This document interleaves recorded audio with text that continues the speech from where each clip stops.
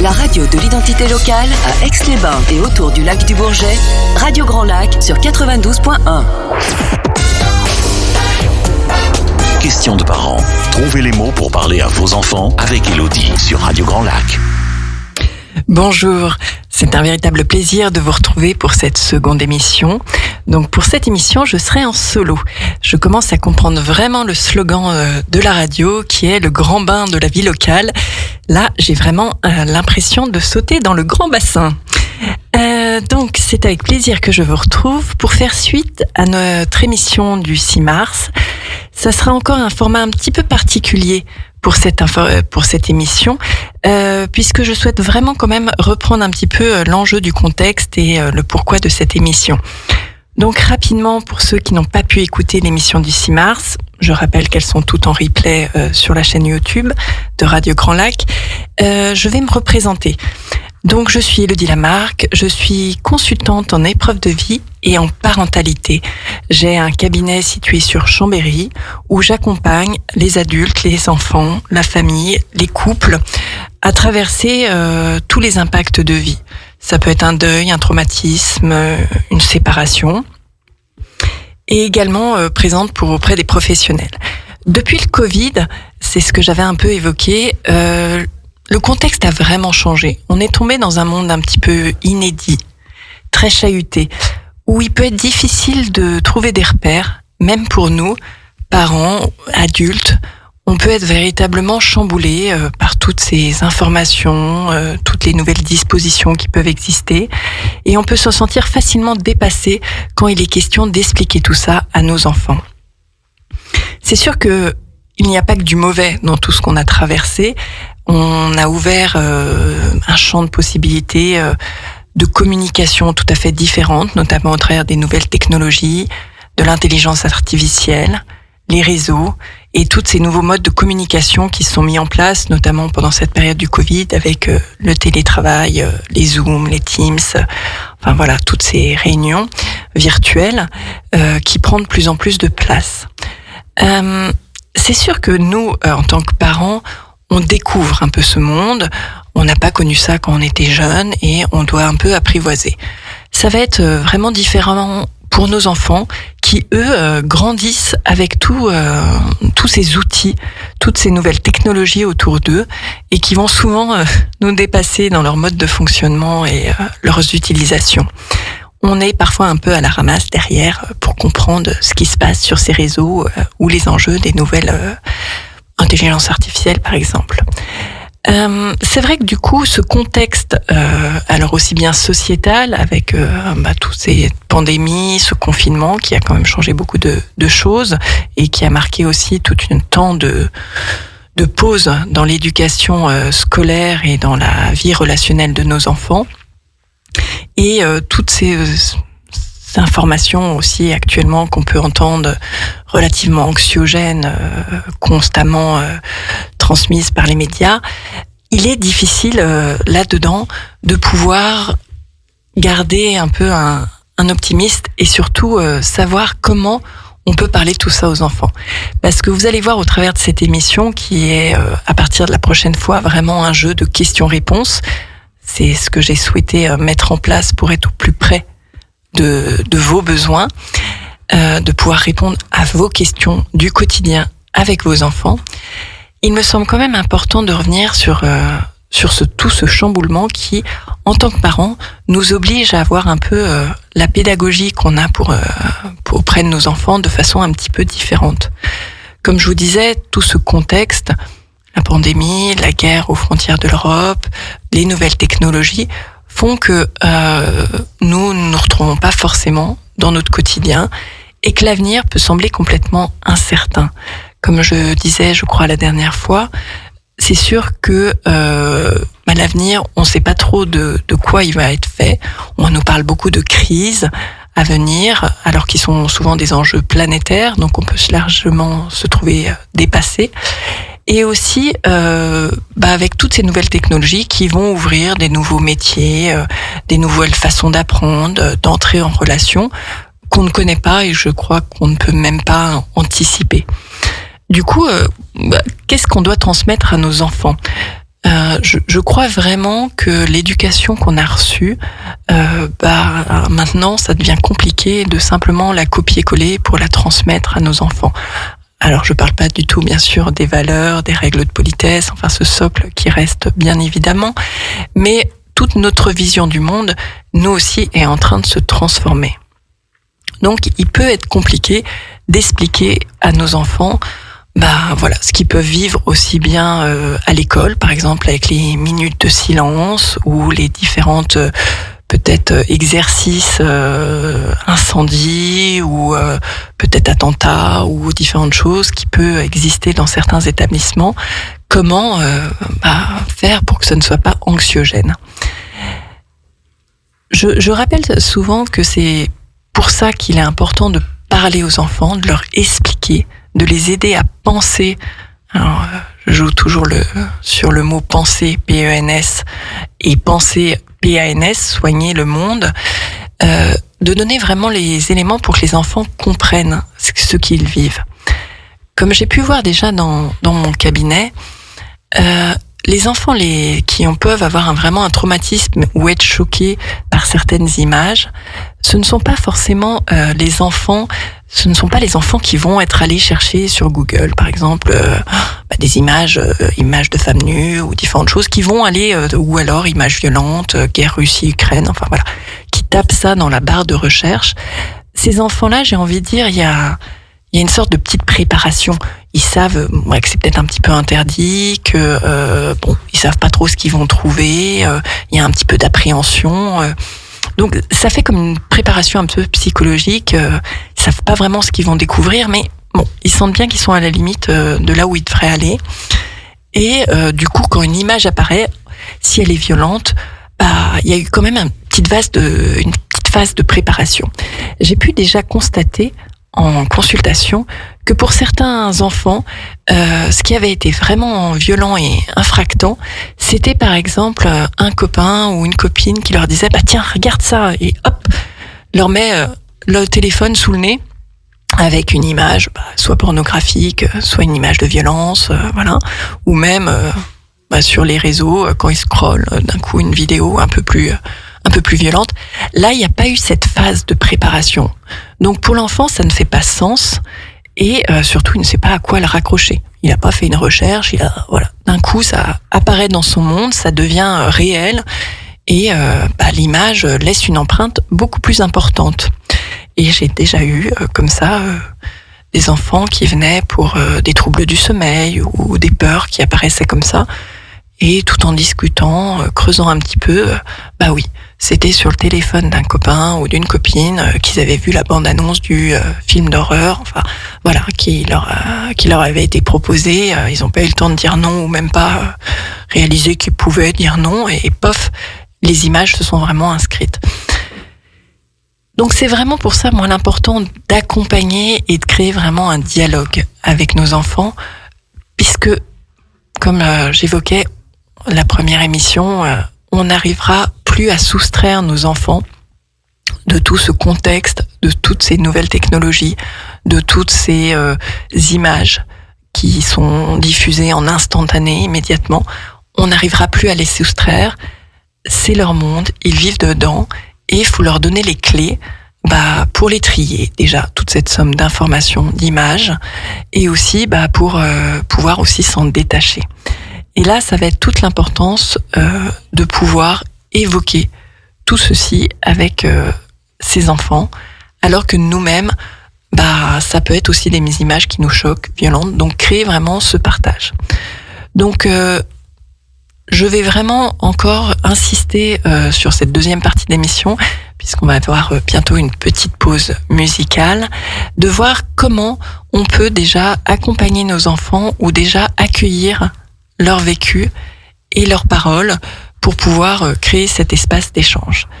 Donc je reviens dans un instant et voilà. Donc pour une pause musicale, nous allons faire une petite pause musicale pour revenir dans un second temps et je vous rappelle qu'après vous aurez la continuité du mercredi de la parentalité avec Pauline qui nous rejoindra à 13h. Radio Grand Lac, écoutez-nous, on est là pour vous.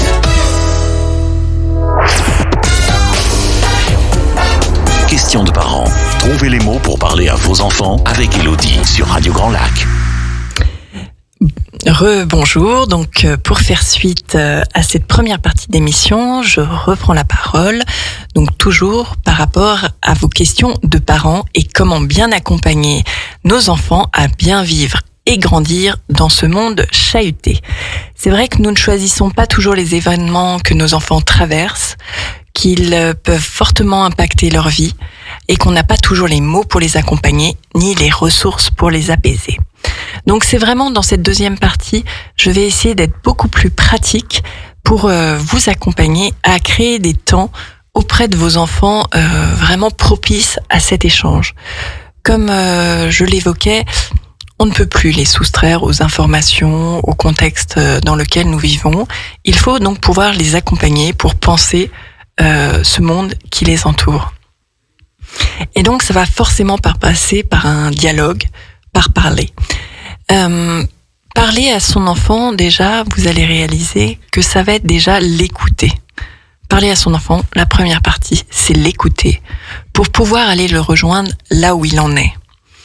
Ce que je rappelle aussi souvent aux parents, c'est de ne pas se mettre forcément dans une urgence quand par exemple son enfant nous pose une question ou nous dit qu'il a quelque chose qui l'a un peu perturbé à l'école. On peut avoir parfois cette tendance à se mettre vraiment dans cette urgence de vouloir lui répondre immédiatement. Déjà accueillir sa question, accueillir son ressenti en lui disant là je vois bien il y a quelque chose qui t'a chagriné aujourd'hui à l'école ou il y a quelque chose, une question importante pour toi. Pose-la moi, voilà. Et si par exemple vous avez besoin, vous n'avez pas le temps là, ou pas les ressources, ou pas, voilà, selon l'âge, le temps pourra donc un peu plus s'allonger, mais il est tout à fait possible de dire, écoute, ta question est très importante, ou là je vois bien que et j'ai vraiment besoin de temps, ou la volonté de prendre un vrai espace pour qu'on échange, mais là, ça va pas être possible immédiatement. Est-ce que c'est ok pour toi si on en reparle un peu avant le coucher, par exemple, ou un peu plus tard dans la journée? Ça peut rassurer même l'enfant de dire tiens, tu vois, je la note, ta question, je la pose sur le frigo, je t'y répondrai, hein. Mais j'ai aussi besoin peut-être de réfléchir pour répondre à la réponse la plus juste pour toi. Déjà, un enfant qui va être écouté sur sa question, qui va vraiment avoir cette écoute, cette reformulation, on le verra l'importance de la reformulation, et de savoir qu'il a été accueilli dans son émotion, qu'on a compris que ça avait été difficile, que c'était quelque chose qui pouvait le mettre en colère ou qui le rendait triste, et qu'on allait lui apporter une réponse, suffit déjà largement pour faire baisser tout un premier palier de pression.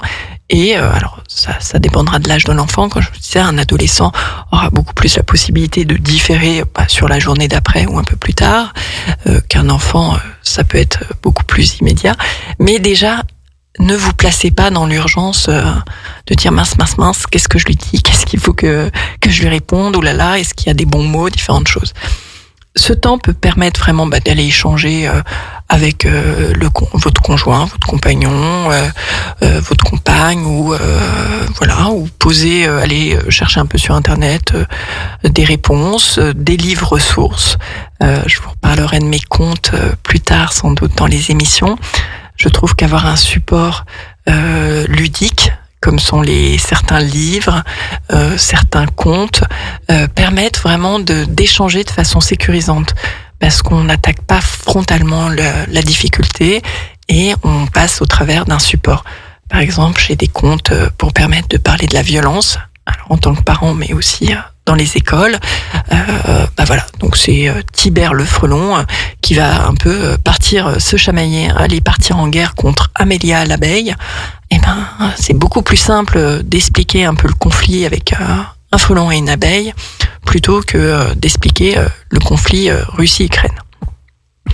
Donc voilà, donc déjà un premier temps aussi d'accepter son rythme à soi et de dire à son enfant, oui, je vais aller chercher une ressource ou un livre pour t'en parler, ta question est importante.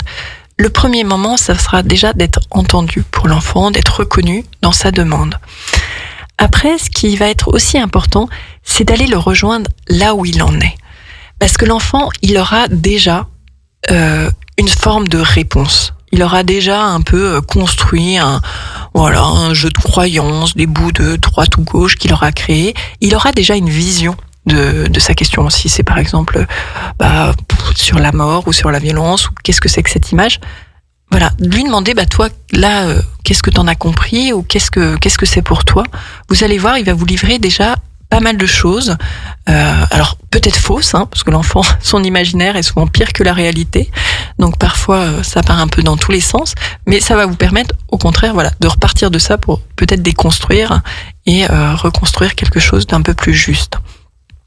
Ce qu'il faut se souvenir que l'enfant n'a pas la même vision du temps que nous, c'est-à-dire au niveau de la temporalité.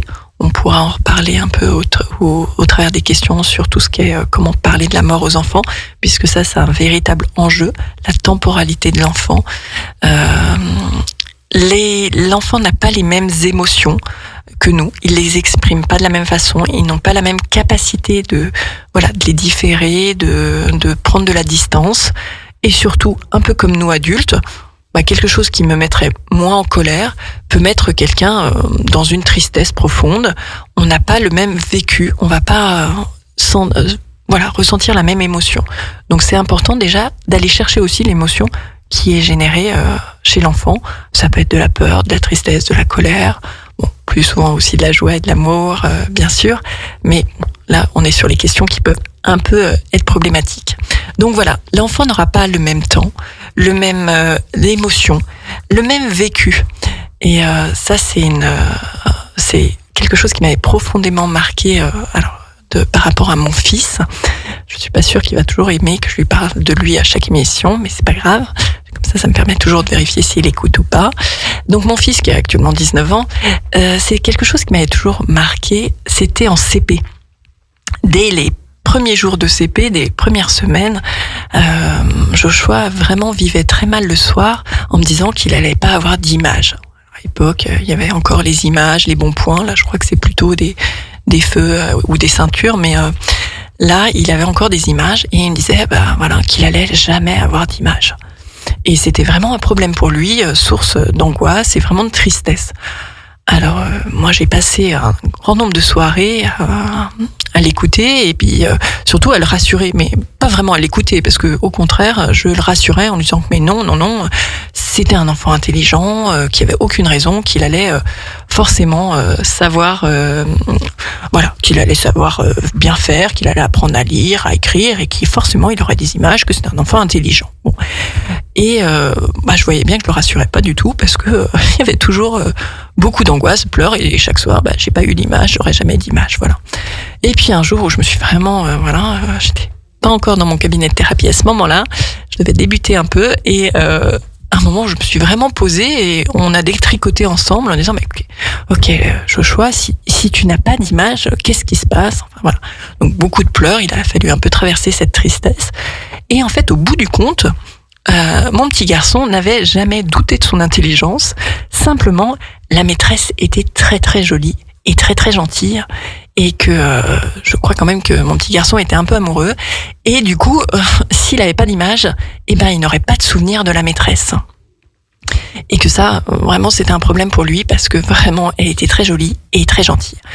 Et du coup c'est là où tout naturellement je lui dis écoute Joshua, tu sais très bien qu'on fait des petits cadeaux à la fin de l'année de la maîtresse, si on va lui expliquer à ta maîtresse ça, que t'as adoré ton année de CP, que tu lui fais un petit cadeau et que t'aimerais du coup garder un souvenir d'elle, si elle te donne des stylos qu'il y a sur la table ou sa gomme, voilà, on n'avait pas que de grandes prétentions, est-ce que ça t'irait toi en souvenir, quoi. Et Joshua, je le revois, le visage s'est éclairé en disant oui, le stylo de la maîtresse ou une gomme de la maîtresse, ça serait parfait, j'aurais un souvenir. Et donc voilà, le problème s'était résolu en lui disant tu vois Joshua, que t'aies une image ou pas, à la fin, t'es assuré, je te promets qu'à la fin, tu seras assuré d'avoir un souvenir de la maîtresse, puisque on ira lui demander un souvenir. Et voilà. Donc tout l'enjeu de la discussion était que à aucun moment mon fils n'avait vraiment douté de ses capacités d'apprendre ou intellectuelles. C'était simplement que la maîtresse était quand même très jolie. toute cette histoire amusante permet vraiment de se rappeler qu'en fait, le sens qu'on va donner aux choses, à ce qu'on vit, n'est pas le même pour tout le monde. Et l'enjeu derrière. Et là où je vous proposais vraiment de parler à votre enfant pour aller le rejoindre là où il en est, c'est aussi ça. Aller comprendre quel est l'enjeu pour lui de cette question, de son vécu, de cet événement, comment lui, il l'interprète. Et une des dernières choses aussi qu'il faut se rappeler, c'est que parler, cela ne veut pas dire forcément savoir. Et encore moins actuellement, comme je vous disais, dans le contexte qui est tellement inédit que même nous, nos repères sont pas forcément bien établis.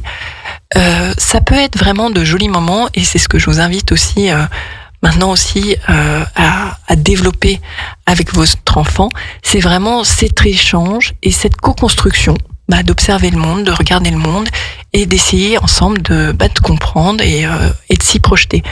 Et c'est vrai que ça aidera aussi beaucoup à l'adolescence d'avoir déjà ce dialogue un peu, parce que les enfants ne se trouveront pas forcément déstabilisés si on n'a pas une réponse déjà toute faite, et qu'en fait on va aller la co-construire ensemble, au travers de ressources, d'échanges, j'espère, de cette émission qui pourra aussi vous apporter des réponses.